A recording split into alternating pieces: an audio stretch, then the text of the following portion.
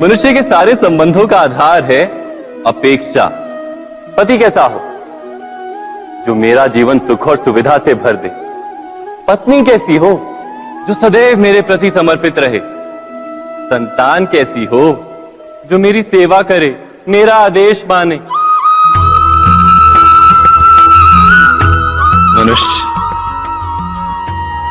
मनुष्य उसी को प्रेम भी कर पाता है जो उसकी अपेक्षा पूर्ण करता है, और अपेक्षा की तो नियति है भंग होना। कैसे? क्योंकि अपेक्षा मनुष्य के मस्तिष्क में जन्म लेती है। कोई अन्य व्यक्ति उसकी अपेक्षाओं के बारे में जान ही नहीं पाता। पूर्ण करने की प्रामाणिक इच्छा हो तब भी कोई मनुष्य किसी की अपेक्षाओं को पूर्ण नहीं कर पाता, और वहां से जन्म लेता है संघर्ष। सारे संबंध संघर्ष में परिवर्तित हो जाते। पर मनुष्य अपेक्षा को संबंध का आधार ना बनाए और स्वीकार करे केवल संबंध का आधार, तो क्या ये जीवन स्वयमेव सुख और शांति से नहीं भर जाएगा? स्वयं विचार कीजिएगा।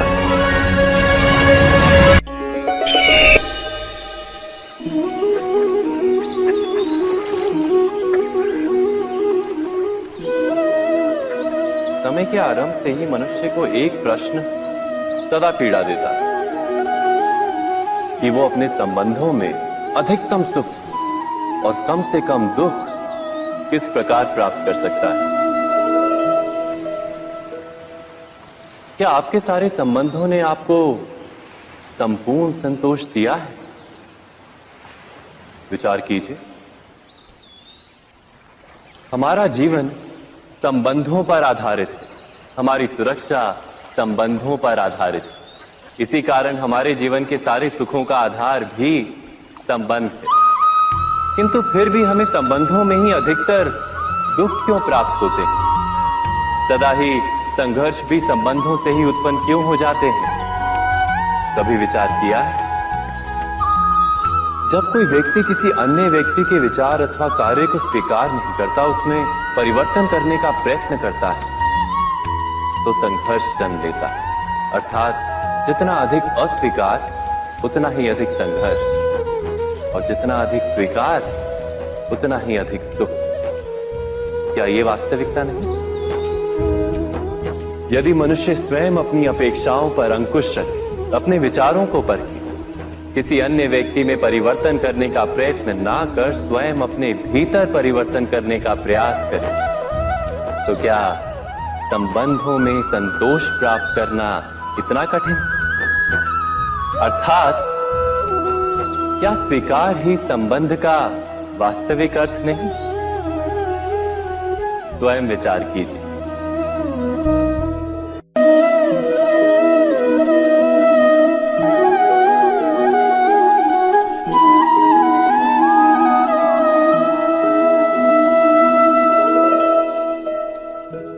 जब किसी व्यक्ति को किसी घटना में अन्याय का अनुभव होता है, तो वो घटना उसके अंतर को झकझोर देती। समस्त जगत उसे अपना शत्रु प्रतीत होता है। अन्याय लगने वाली घटना जितनी बड़ी होती है, मनुष्य का हृदय भी उतना ही अधिक विरोध करता है। उस घटना के उत्तर में वो न्याय मांगता है, और ये योग्य भी है। वास्तव में समाज में किसी भी प्रकार का अन्याय व्यक्ति की आस्था और विश्वास का नाश है। किंतु ये न्याय क्या है? न्याय का अर्थ क्या है? अन्याय करने वाले को अपने कार्य पर पश्चाताप हो, और अन्याय भुगतने वाले के मन में फिर से विश्वास जगे समाज के प्रति। इतना ही अर्थ है ना न्याय का। किंतु जिसके हृदय में धर्म नहीं होता, वो न्याय को छोड़कर बैर और प्रतिशोध को अपनाता है। हिंसा के बदले प्रतिहिंसा की भावना लेकर चलता है। स्वयं भोगी हुई पीड़ा से कहीं अधिक पीड़ा देने का प्रयत्न करता है और इस मार्ग पर चलते अन्याय को भुगतने वाला स्वयं अन्याय करने लगता है। शीघ्र ही वो अपराधी बन जाता है, अर्थात न्याय और प्रतिशोध के बीच बहुत कम अंतर होता है और इसी अंतर का नाम है धर्म। क्या ये सत्य नहीं? स्वयं विचार कीजिए। दो व्यक्ति जब निकट आते हैं तो एक दूसरे के लिए सीमाएं और मर्यादाएं निर्मित करने का प्रयत्न अवश्य करते हैं। हम यदि सारे संबंधों पर विचार करें तो देखेंगे कि इन सारे संबंधों का आधार यही सीमाएं हैं जो हम दूसरों के लिए निर्मित करते हैं। और यदि अनजाने में भी कोई अन्य व्यक्ति इन सीमाओं को तोड़ता है तो उसी क्षण हमारा हृदय क्रोध से भर जाता है। इन सीमाओं का वास्तविक रूप क्या है? क्या हमने कभी विचार किया? सीमाओं के द्वारा हम दूसरे व्यक्ति को निर्णय करने की अनुमति नहीं देते, अपना निर्णय उस व्यक्ति पर थोपते, अर्थात किसी की स्वतंत्रता का अस्वीकार करते हैं।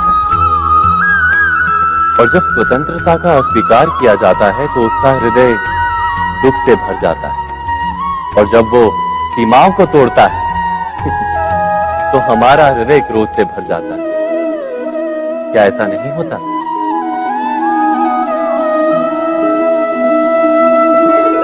पर यदि एक दूसरे की स्वतंत्रता का सम्मान किया जाए तो किसी मर्यादाओं या सीमाओं की आवश्यकता ही नहीं होती।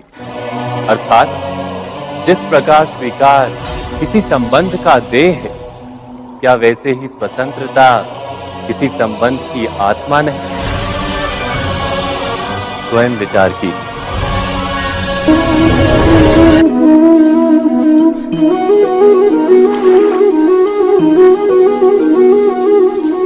पिता सदा ही अपने संतान के सुख की कामना करते हैं, उनके भविष्य की चिंता करते रहते हैं। इसी कारणवश सदा ही अपने संतानों के भविष्य का मार्ग स्वयं निश्चित करने का प्रयत्न करते रहते हैं।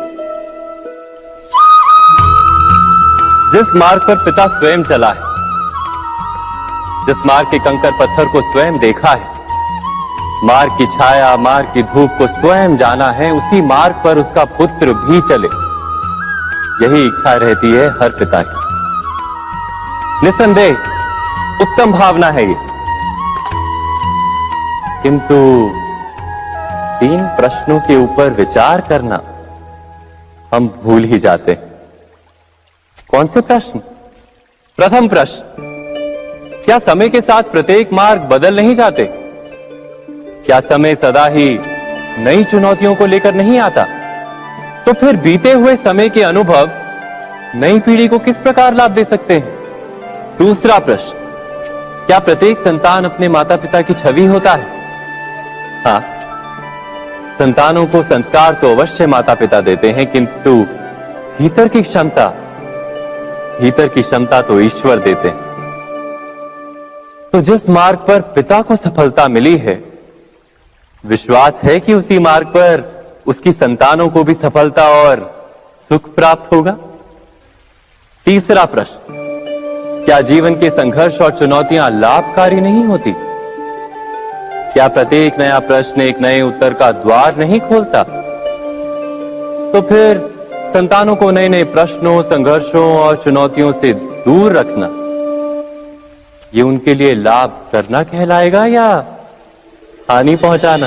अर्थात जिस प्रकार संतान के भविष्य का निर्माण करने के बदले उसके चरित्र का निर्माण करना श्रेष्ठ है, वैसे संतानों के जीवन का मार्ग निश्चित करने के बदले उन्हें नए संघर्षों के साथ जूझने के लिए मनोबल व ज्ञान देना अधिक लाभदायक नहीं होगा?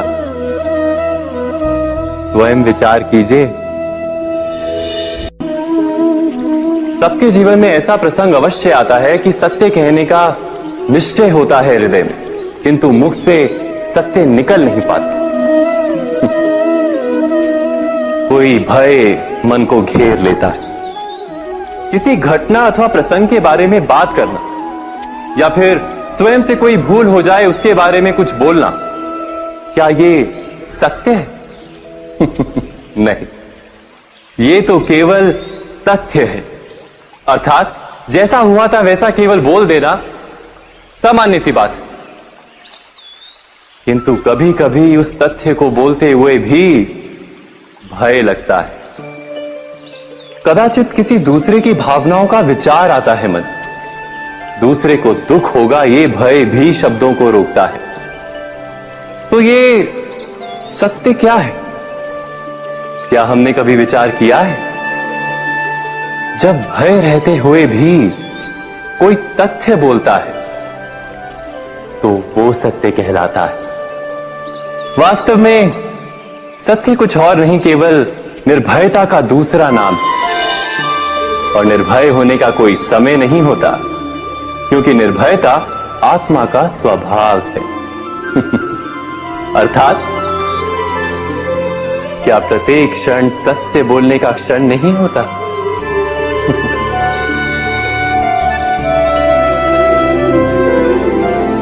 स्वयं विचार कीजिए। जब भी किसी की आशा और इच्छा भंग होती है तो उसका हृदय क्रोध से भर जाता है। जिस व्यक्ति को वो अपना अपराधी समझता है उसे दंड देने का प्रयत्न करता है। पर क्या हमारी इच्छा या आशा का भंग होना क्या सदा ही किसी का अपराध होता है? इच्छाओं के अपूर्ण रहने के तो कई कारण हो सकते हैं। कुछ तो संजोग के कारण अधूरी रह जाती हैं और कुछ नियति के कारण। और कभी कभी इच्छाओं का स्वरूप ही ऐसा होता है कि वो पूर्ण नहीं हो पाती। बिना परिस्थिति पर विचार किए किसी को अपराधी मान लेना न्याय नहीं, प्रतिशोध है। न्याय का आधार तो दया है, करुणा है, और प्रतिशोध का आधार क्रोध, अहंकार। अर्थात हृदय में करुणा धारण किए बिना किसी के अपराध के विषय में विचार करना, किसी को दंड देना, क्या अपने आप में ही अन्याय नहीं? स्वयं विचार कीजिए।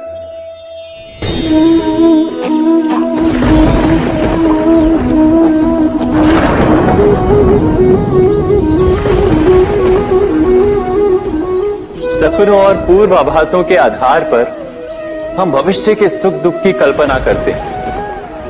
भविष्य के दुख का कारण दूर करने के लिए हम आज योजना बनाते हैं। किंतु कल के संकट को आज निर्मूल करने से हमें लाभ मिलता है या हानि पहुंचती है?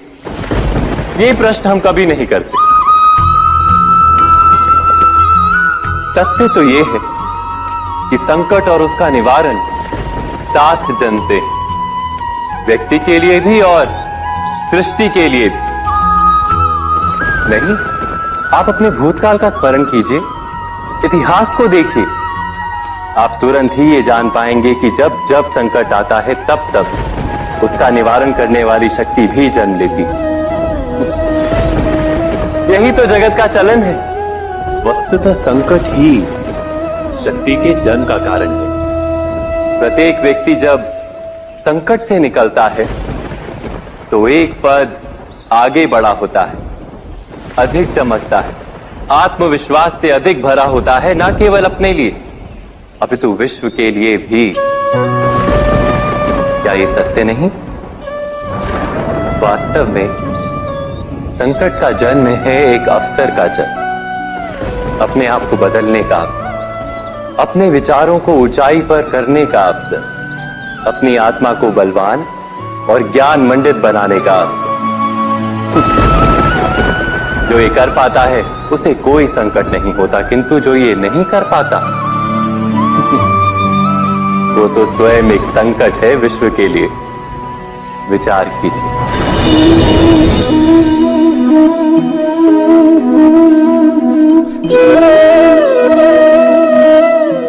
परंपरा में धर्म बसता है और परंपराएं ही धर्म को संभालने का कार्य करती हैं, ये सत्य है। पर क्या केवल परंपरा ही धर्म है? विचार कीजिए। सत्य तो यह है कि जिस प्रकार पाषाण में शिल्प होता है, उसी प्रकार परंपरा में धर्म होता है। इस पत्थर में शिल्प है, ये पत्थर शिल्प नहीं। शिल्प को उजागर करने के लिए उसे तोड़ना पड़ता है, अनावश्यक भागों को दूर करना पड़ता है। ठीक उसी प्रकार परंपराओं में धर्म ढूंढना पड़ता है। जिस प्रकार इंद्र पूजा की परंपरा को तोड़कर गोवर्धन पूजा का धर्म ना ढूंढा जाता, तो यादवों को उनकी मुक्ति का मार्ग नहीं मिल पाता। अर्थात परंपरा को पूर्णता छोड़ देने वाला धर्म से वंचित रह जाता है, और परंपरा का अंध अनुकरण करने वाला भी धर्म को प्राप्त नहीं कर पाता। कहते हैं हंस के पास नीर क्षीर विवेक होता है। दूध में मिले पानी को छोड़कर केवल दूध ही ग्रहण करता है। तो क्या सच्चा धर्म प्राप्त करने के लिए हृदय में ज्ञान से जन्मा विवेक आवश्यक है? और ऐसे विवेक के बिना जिसे धर्म मान भी लिया जाए, जो वास्तव में धर्म ना भी हो, ऐसा भी तो हो सकता है। स्वयं विचार कीजिएगा।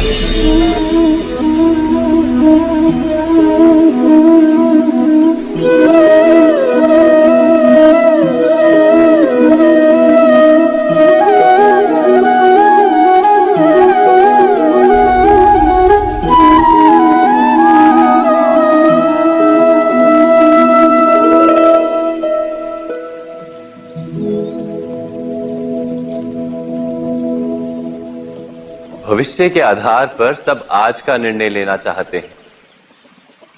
भविष्य में सुख मिले, भविष्य सुरक्षित हो, ऐसे निर्णय आज लेने का प्रयत्न रहता है सबका। आप अपने जीवन को देखिए।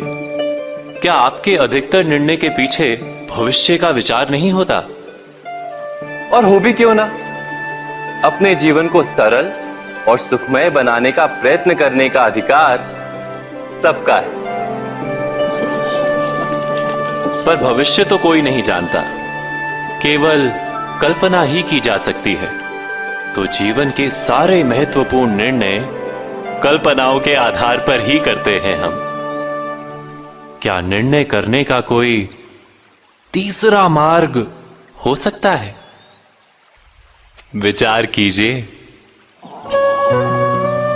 सारे सुखों का आधार धर्म है, और वो धर्म मनुष्य के हृदय में बसता है। तो प्रत्येक निर्णय से पूर्व स्वयं अपने हृदय से ये प्रश्न अवश्य पूछ लेना कि ये निर्णय स्वार्थ से जन्मा है या धर्म से। क्या इतना पर्याप्त नहीं? भविष्य के बदले धर्म का विचार करने से क्या भविष्य अधिक सुखपूर्ण नहीं होगा?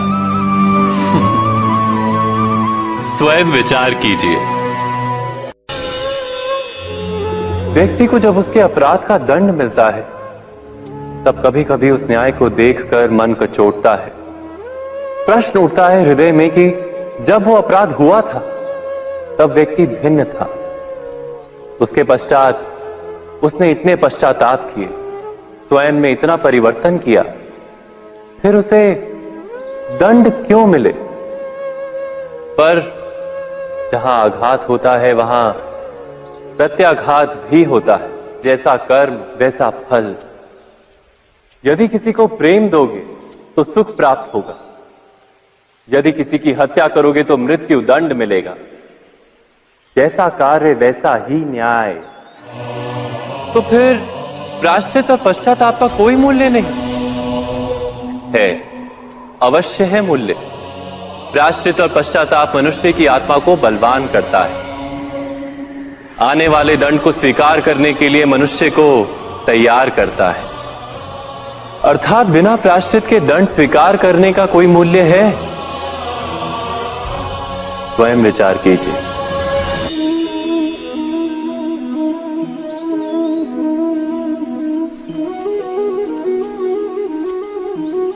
जब अपने किसी अच्छे कार्य के उत्तर में दुख प्राप्त होता है अथवा किसी को उसके दुष्ट कार्य में सुख मिलता है, तो मन अवश्य ये विचार करता है कि अच्छा कार्य करने का, धर्म के मार्ग पर चलने का तात्पर्य क्या है। पर दुष्ट आत्मा को क्या प्राप्त होता है ये भी देखिए। दुष्टता करने वाला हृदय सदा चंचल रहता है, अकुलाता रहता है, मन में सदा नए नए संघर्ष। धर्म से सुख नहीं, धर्म स्वयं।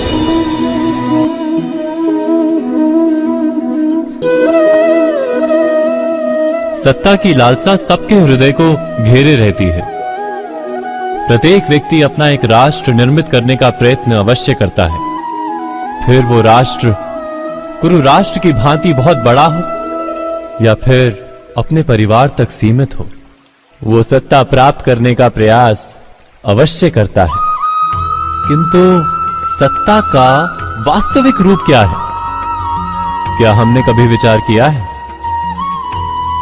एक मनुष्य जितने अधिक लोगों के जीवन को प्रभावित कर सके, जितने अधिक लोगों के जीवन की स्वतंत्रता पर अंकुश रख सके, उतनी ही अधिक सत्ता का अनुभव करता है वो। सत्ता का वास्तविक रूप ही है अन्य के जीवन पर स्वयं का प्रभाव। किंतु क्या वास्तविक प्रभाव प्रेम, दया, करुणा और धर्म से निर्मित नहीं होता? जब भी मनुष्य कठोरता और अधर्म से सत्ता प्राप्त करने का प्रयत्न करता है, तब वो दूसरों के हृदय में विरोध अथवा विद्रोह को जन्म देता है। और परिणाम कुछ इस प्रकार। हां, कुछ समय के लिए वो स्वयं को प्रभावी और शक्तिशाली अवश्य पाता है, किंतु वो वास्तविक सत्ता नहीं। यही कारण है कि भृगु और वशिष्ठ जैसे ऋषियों की आज भी पूजा की जाती है, रावण और हिरण्यकशिपु की नहीं। इस पर तो आप विचार अवश्य करें। सत्य कहा ना?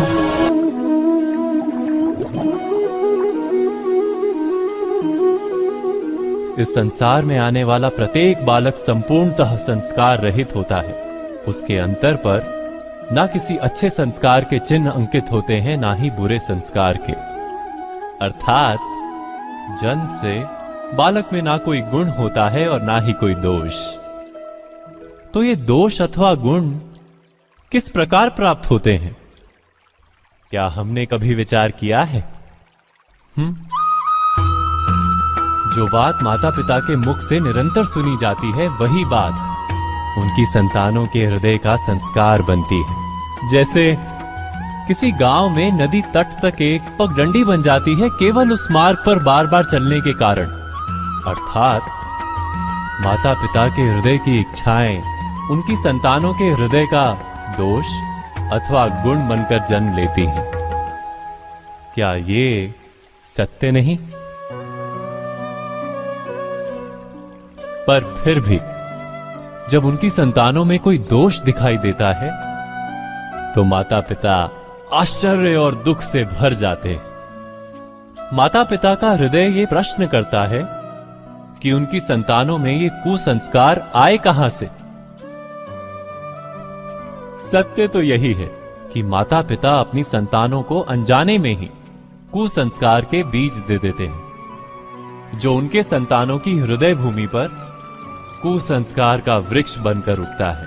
अर्थात अपनी संतानों को सुसंस्कारी और धर्ममय बनाने की आशा रखने वाले प्रत्येक माता पिता को प्रथम अपने हृदय की इच्छाओं पर अंकुश रखना क्या अनिवार्य नहीं?